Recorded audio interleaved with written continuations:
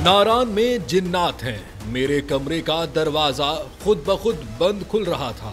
अदाकारा हिरा का दावा। पाकिस्तानी अदाकारा हिरा सुमरो ने नारान में जिन्नात की मौजूदगी का दावा किया है। हाल ही में अदाकारा हिरा सुमरो एक निजी पॉडकास्ट में शरीक हुई, जिस दौरान अदाकारा ने मुख्तलिफ और दिलचस्प मौज़ूआत पर अपनी राय का इजहार किया।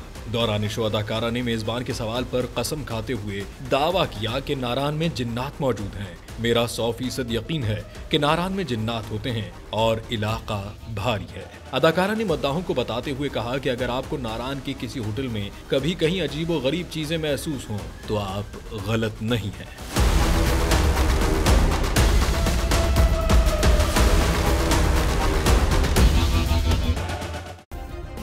सब्सक्राइब करें और बेल दबाएं ताकि कोई खबर रह न जाए।